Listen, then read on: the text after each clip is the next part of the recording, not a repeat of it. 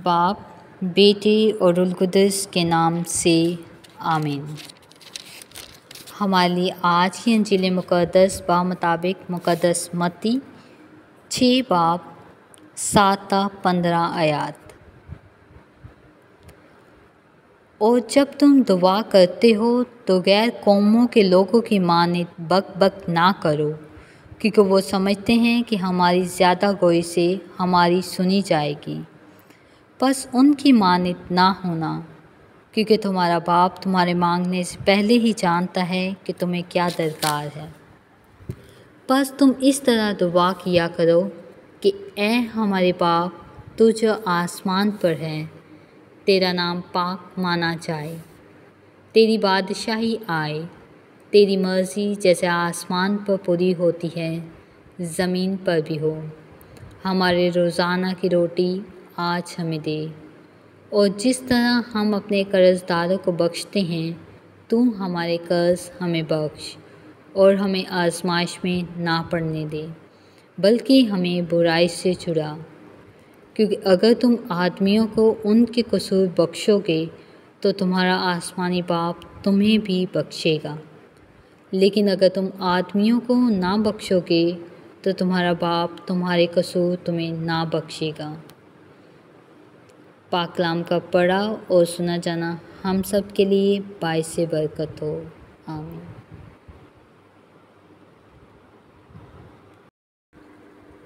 ध्यान और ज्ञान। अज़ीज़ मोमिनीन, आज की इंजील मुक़द्दस की इन आयात में यसू हमें दुआ के बारे में अहम तालीम देते हैं। वो हमें तालीम देते हैं कि दुआ करते वक्त हमको गैरों की तरह फ़जूल बातों में नहीं पड़ना चाहिए, बल्कि हम दुआ करते हुए कहते हैं, ऐ हमारे बाप। खुदावंद खुदा को हम बाप कह के पुकारते हैं। खुदा हमारा बाप है और वो हमारी तमाम ज़रूरियात से अच्छे से वाकिफ़ है। खुदा बाप को पता है कि हमें किन चीज़ों की ज़रूरत है, इसलिए हमें दुआ में सादा और मुखलिस होना चाहिए। यसू ने जब हमें खुदावंद की दुआ सिखाई, जो दुआ की बेहतरीन मिसाल है, जिसमें ऐ हमारे बाप की दुआ के आगाज़ में ही हम खुदा को बाप कह के पुकारते हैं, जो कि इस बात की वजाहत करता है कि हम खुदा की अज़मत और तक़द्दुस का बयान करते हैं। ऐ हमारे बाप की दुआ में हम खुदा से रहनुमाई और बुराई से बचने की दरख्वास्त भी करते हैं।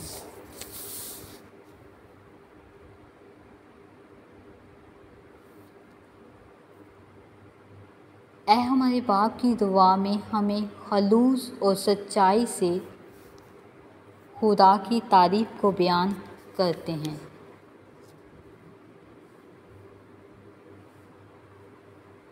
ऐ हमारे बाप की दुआ हमें सिखाती है कि सच्चाई से खुदा से दुआ करनी चाहिए, ना कि सिर्फ़ अल्फाज की ही भरमार करनी चाहिए।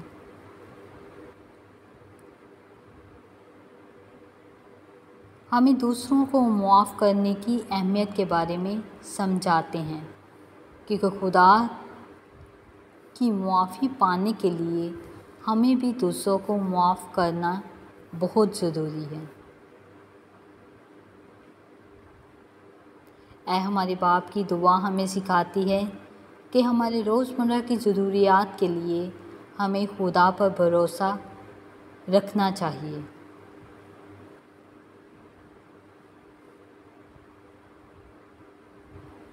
और इस बात पर भी भरपूर भरोसा और ईमान होना चाहिए कि हम अपनी ज़िंदगियों में खुदा की मर्ज़ी और रहनुमाई के हर वक्त तालिब रहें।